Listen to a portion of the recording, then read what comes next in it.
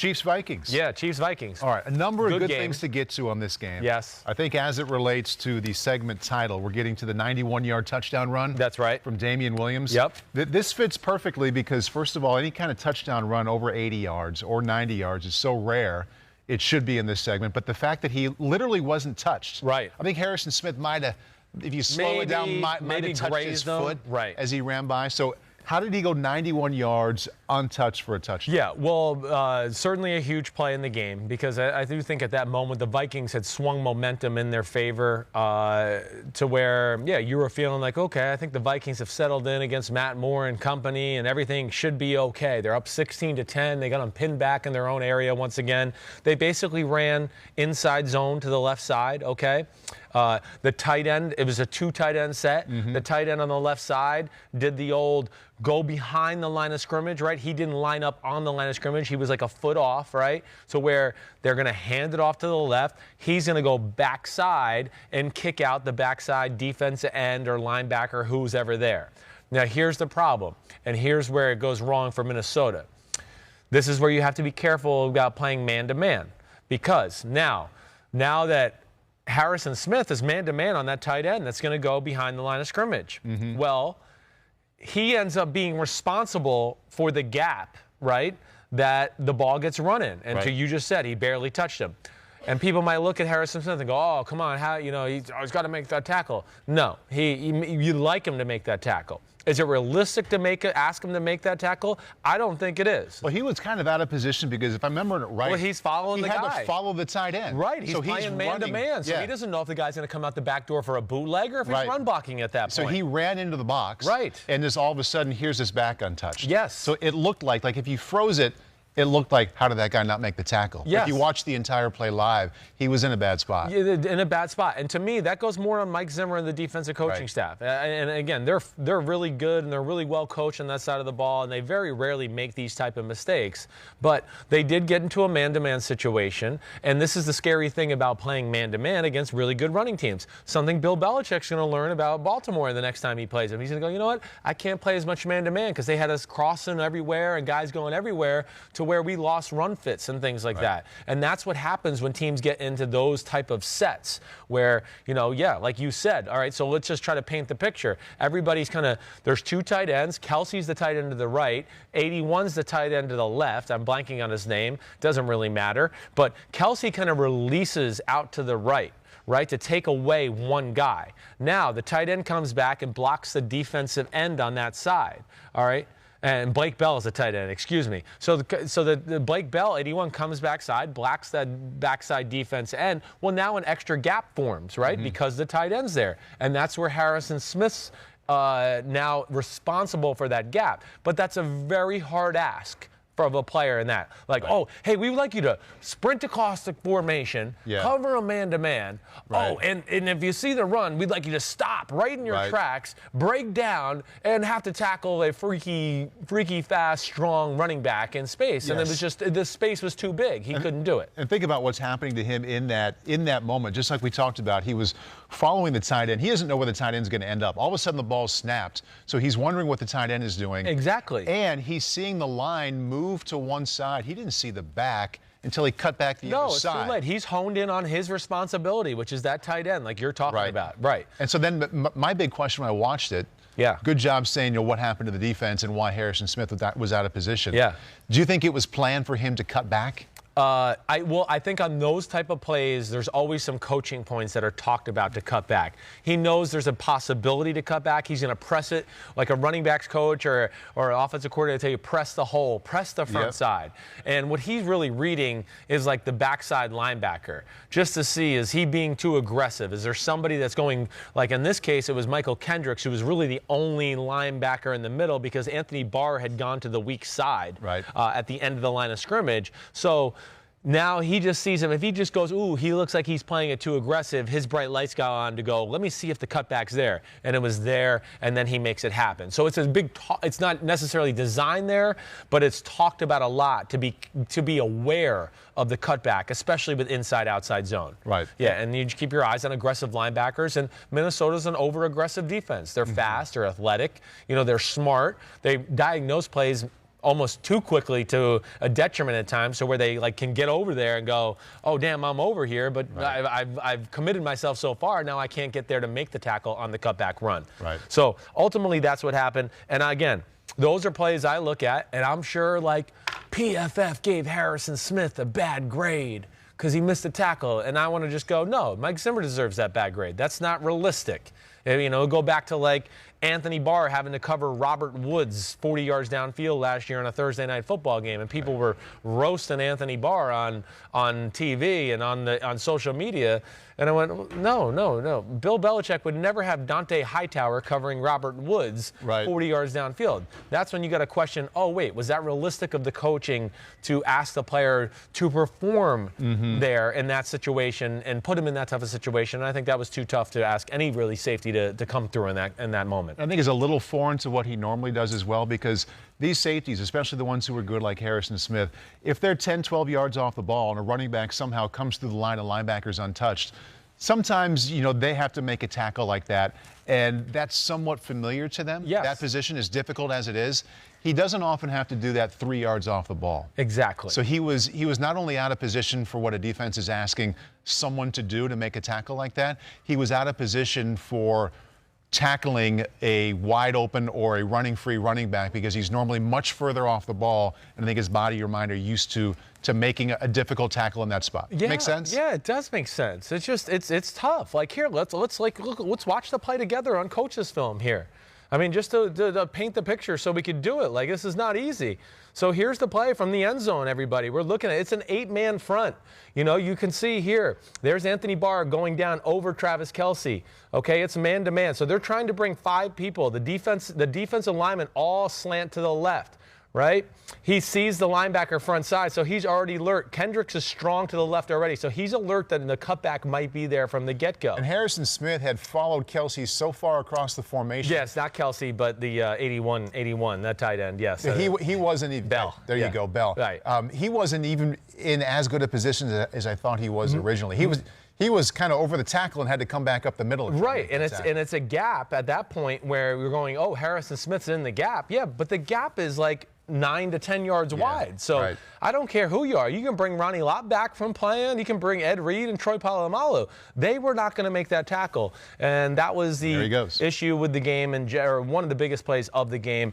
You know, just to hit on the game in general, I would say this. With Minnesota, hey, their defense is really good. I know a lot of people put you know, on Kirk Cousins. Oh, Kirk Cousins didn't come through in the big game. Well, Kirk Cousins didn't play his best game. I thought he played okay. He did. He played good. He played fine. He played good. He didn't play great like he had the 4 to 5 weeks before that. It was a level before what they had in October when they were scoring over 30 points a game. Exactly. And his numbers were completely ridiculous. He came back to earth, but it wasn't like what the Chargers did to the Packers or Aaron Rodgers. It wasn't it wasn't levels domination below normal. like that. He played fine. He did. And what I saw watching that tape, the signature plays that Kirk Cousins had been having, the fake the reach, boot way back around, have some place to go with it.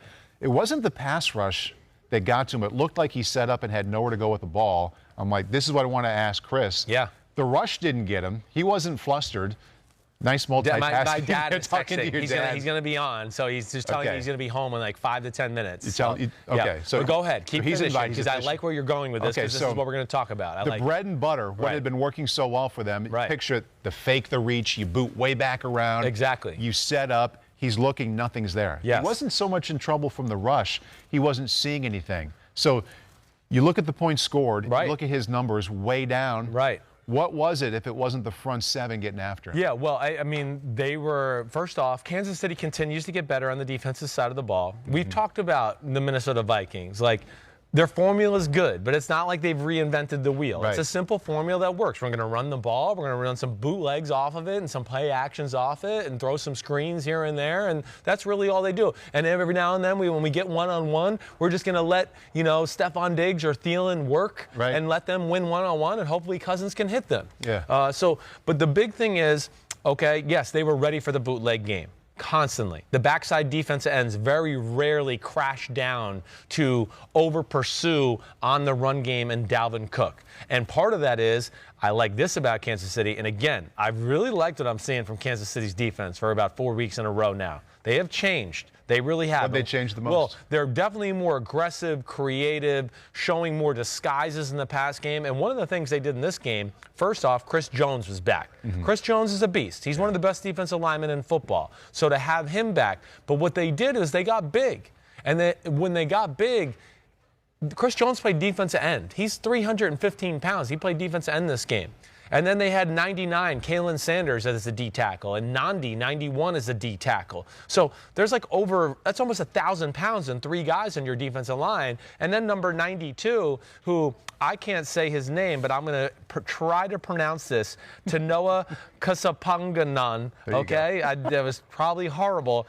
He is 6'7", 290. Jeez. So he's playing the backside. Yeah. So they felt comfortable about, hey, let's put big people up there. Let's try to stop the run with them and maybe not ask our linebackers in the backside defense end to play it so over aggressive that we have to put everybody there to stop the run to where we're watching it on film. Everybody getting beat by these bootlegs. So they left them in some good positions to stop that more times than not. And that's how the front seven stopped the run, which is huge against Dalvin Cook and the Vikings. Right. But there must have been something in the back end, whether it's the disguising causing the hesitation from Cousins, or maybe Minnesota's receivers were just covered. Well, there was something beyond the front seven. Thielen wasn't there, so let's take that into account before we all bash Kirk Cousins too. I mean, this is one of the best players. He's not there, right? Yeah. So that hurt them. But I do think Steve Spagnuolo's coaching, especially with the linebackers and safeties, they were all over, okay, yeah, we see the run game, but they were dialed up for crossers coming back for the bootleg, to where anytime Kirk Cousins kind of pulled off and, okay, here comes the bootleg out the back door, man, the linebackers were running stride for stride with the crossing route that was there. Or the linebacker or safety had come down on the weak side to take the guy who sneaks out of the backfield and into the flat. They always had guys there for that. So that was really, I thought, the best thing they did all day long. So it's disguising, it's smart game planning, it's good coaching, it's playing the right coverages into those type of things. They did all of that. And I mean, Steve Spagnuolo, I think, has been phenomenal the last few weeks. The Kansas City defense has really turned the corner. I don't think they're going to be the pushover we saw early in the year anymore. I don't think so. So that was an interesting part of the game. And then just to further along with that just a little bit, like, yeah, Kirk Cousins, did he miss 2 deep throws? Okay, yes, he did. But I could show you a lot of quarterbacks who missed 2 deep throws on Sunday. We overanalyze with certain guys. Like, it didn't just come down to that. You know, the game plan in general, I thought, lacked a little creativity in Minnesota. We've heard the bootleg and the run game makes them work. When you take that away, their drop-back pass game is not like something I'm going, whoa, this is like the greatest show on turf. They're doing crazy stuff here. No, it's pretty basic. So I don't think they can necessarily rely on that all the time. And without Thielen to play matchup football. And I'll say this, there was maybe 2 or 3 throws where Kirk Cousins, I wish would have came out aggressive. I think he dropped back and he had made up his mind like, ooh, this coverage looks soft, so I'm going to go throw to the check down guy in the flat. And I wanted to go, ooh, no. Stephon Diggs was open for like the 25-yard corner route. He'd been hitting those all in October. He had, I mean, if you're 78% for a month, that's fantastic. Right. But they weren't checkdowns. I mean, he was aggressive. That's in the degree games. of difficulty of his throws in the month of October are 10s out of 10s. That's how you're right. And that's what they ask of him. And he's delivered. I wonder why he came off of that. Yeah, I don't know. And again, not having Thielen have that much to do with it? Maybe. That's what also, hey, playing on the road in a loud stadium, it's cold, it was the windy. Ball's drive, it's a little windy, right? All those things. The game can speed up, or it just seems like it's a little chaotic when 80,000 people are wishing bad things on you, and I just think there was a few times where he's on the road and he's going, oh, we're kind of controlling the game. Their backup quarterback, I think that could play into it. I don't need to take a stupid chance here. We should win this game as is. I mean, they are missing their best player, right? So that's where I get bothered by the Kirk Cousins stuff at times. Because I want to go, wait. This defense, it's top 10 in football. I mean, they were allowed to not let the Chiefs get 2 field goals in the last 2 minutes and 30 seconds of the game. I mean, I checked the rule book. They were allowed to stop them. Yeah. So, you know, Kirk Cousins wasn't out there then. Right. That bothers me, that all the time. And then, I thought Dalvin Cook was awesome. Why couldn't he run the ball? Well, there's no holes. But, I mean, we just blame the quarterback sometime, and that bothers me. I completely agree. I want to hit Matt more quickly. Yeah, I just want let's do to it. make this statement. If I said he managed the game well, he played the role of game manager well, right.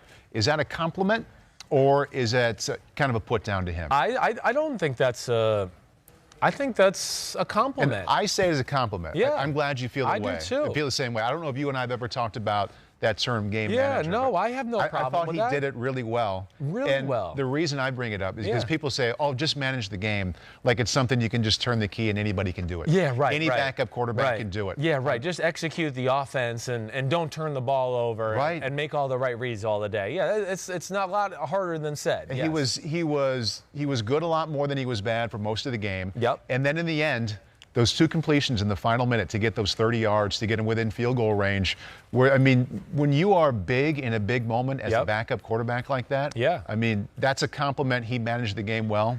And from me, that means you did well. Yes. I just wanted to know what you thought of that term, because people use it so often when they're kind of putting down a backup. Right. Yes. No, it's a nice step up to earn that compliment. Definitely is. And if your team plays well around you, more times than not, you can win football games that way. Right. You know, and that's what he's doing. He's managing the game.